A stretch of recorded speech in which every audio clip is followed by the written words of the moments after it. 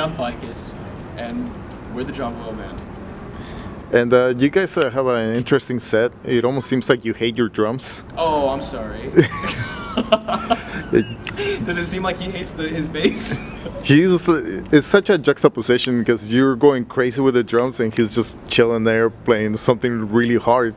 How did you guys come up with that? Was it just a natural thing that came together? Well, he actually goes a lot crazier physically, but he just got out of surgery not too long ago. I mean, it was a while ago, but he's still like physically recovering a little bit. Because he would be like going like this and like getting on his knees and laying down and like smashing his fingers into the bass. So there'd be nights where at the end of the set he'd have blood on his fingers and blood on the bass, and we even pack ibuprofen for him in case like he hurts himself or something. But so he's a lot more chill now, but it used to be he was like popping off harder than me physically, you know.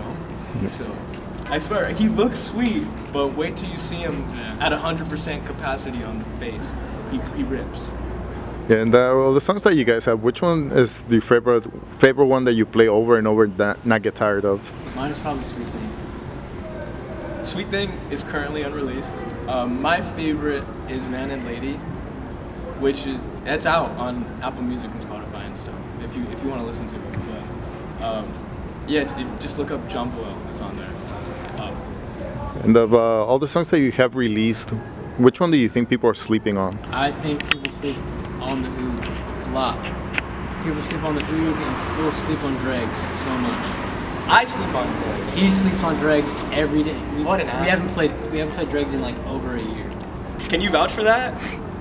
Yeah. Okay.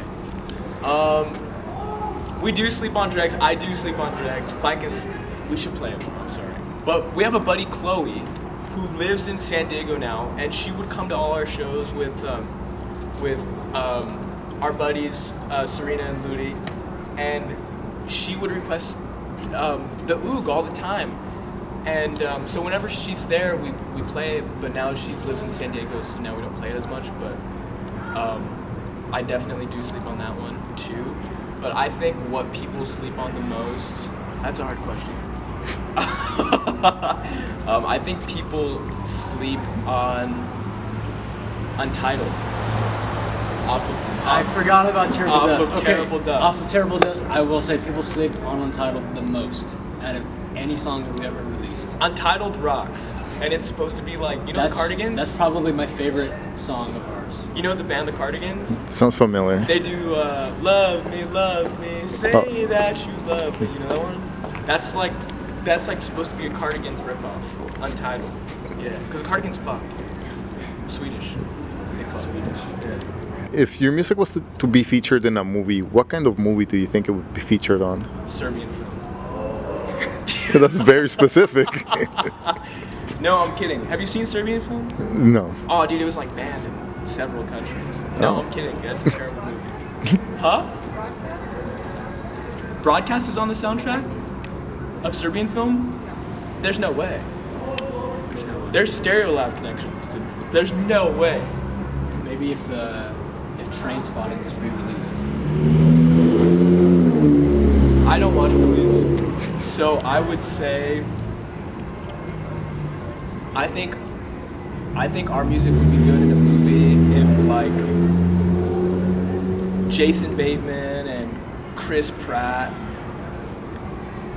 and Meryl Streep and Tony Stark were all in a car together doing carpool karaoke with Jimmy Fallon and not James Corden for an hour and a half. That would fucking be sick, right? They were going from the valley. If they were going from the valley to the Inland Empire. It's a long drive. We love the IE. Who was your biggest inspiration when you started to play music? Zeppelin, obviously. Oh, dude, Zeppelin. My biggest influence when I started playing was my dad's band, Bad Mood. They fucking rock, Bad Mood. There's a Bad Mood on Apple Music right now that's like a blues bluesy band, not that Bad Moon. Bad Moon fucking, they rip, dude. So that's like a local thing that I would see a lot.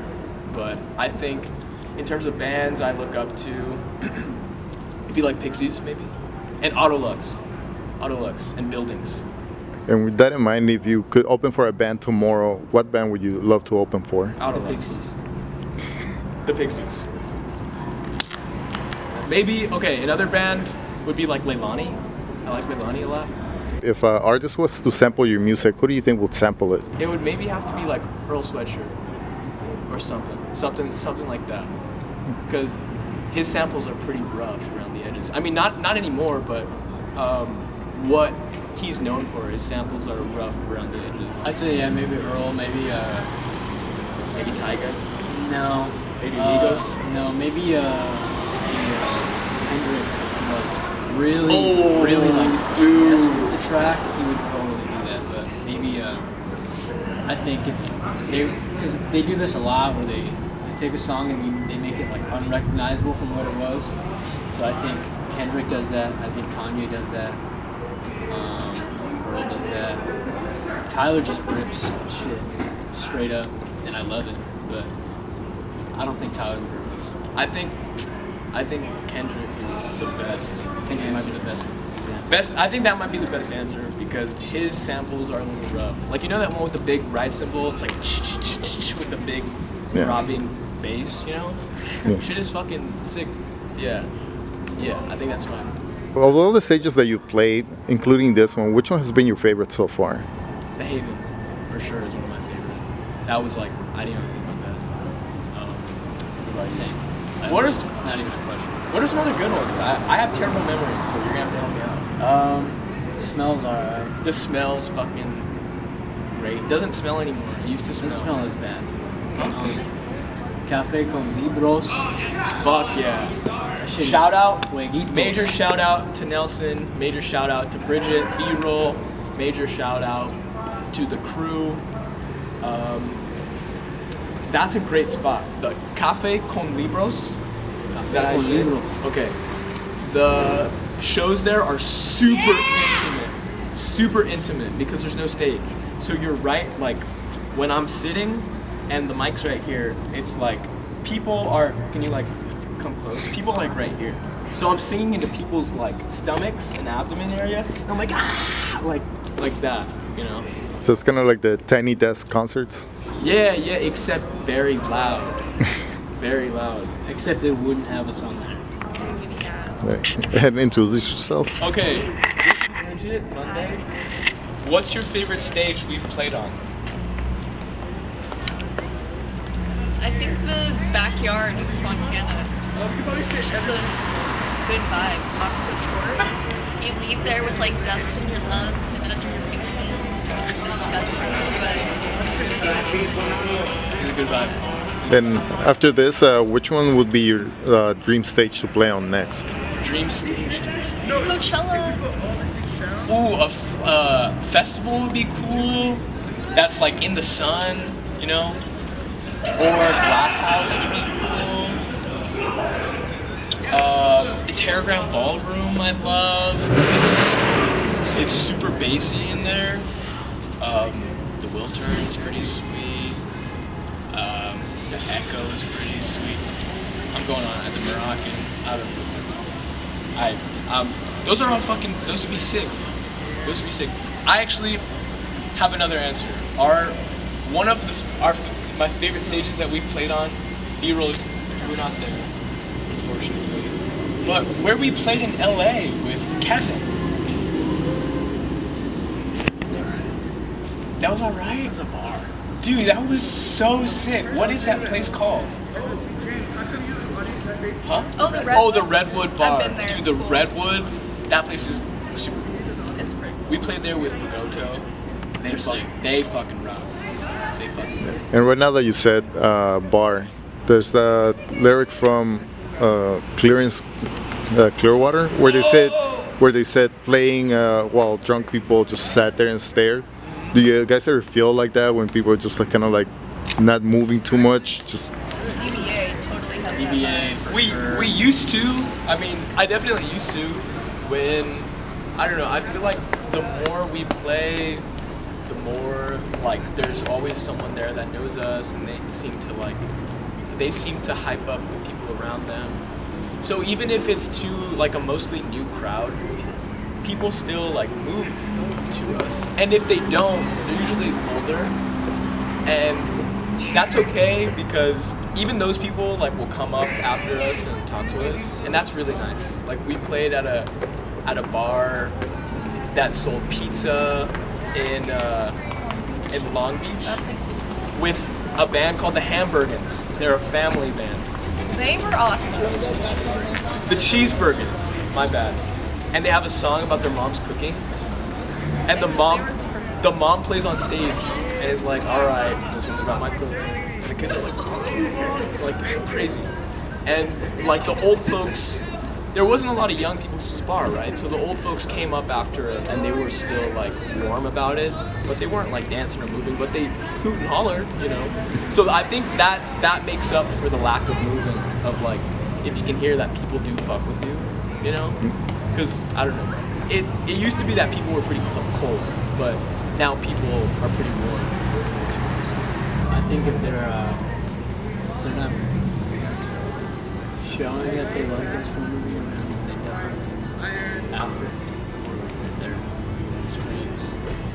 You know, one time Ficus and I opened for Corey Feldman with Sullivan Grace, another great band, with Sullivan Grace, and all the tickets that were sold that night were all to see Corey Feldman, right? But there was like 50 fucking openers of just like bands that were from now, right? And then Corey Feldman. And We were on first, I think.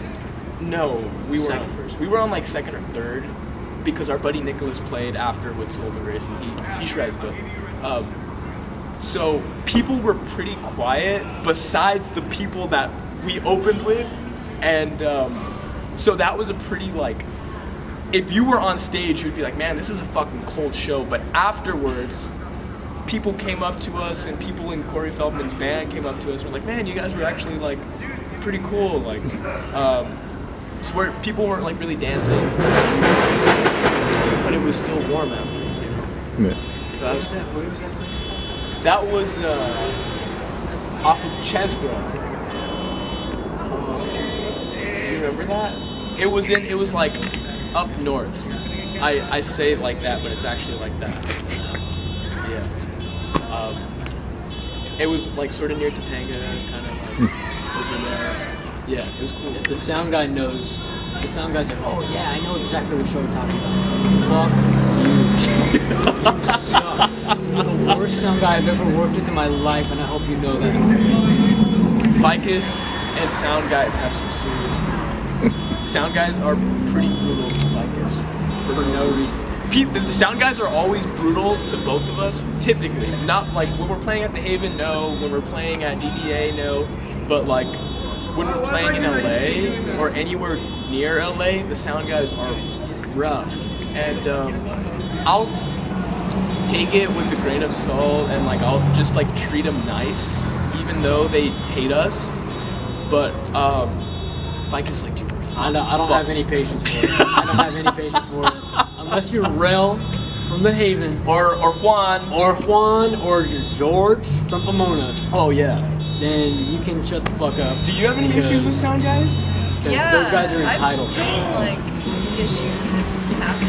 Like with that I don't know if anyone watching is gonna know, but Nobling played in Haven City Market. Oh. And the sound Yeah, guys punk. cut their set To like after, 5 minutes. No, like it was like 10 minutes of them playing, and like literally walked up, unplugged the amps, and said, "Good job, guys."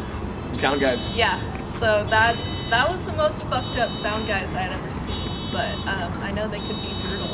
Sound guys have problems with us too because how we set up. Like, did you notice how we didn't use the kit behind us? That's house provided. Like, so I'm pretty like insistent on bringing my own drum kit and setting up, when a lot of places have a problem with that because they don't want to waste time with the setup or do anything like that, because I want to see people like to my left, because when I look forward, I want to see Ficus. When I look to my right, I should see whatever's behind the stage. So sound guys are already like, before we even enter the door, they're like, who the fuck do these guys think they are? You know what I mean? But it's just like, there's only two of us, you know, if it's just... It's not a big deal, honestly.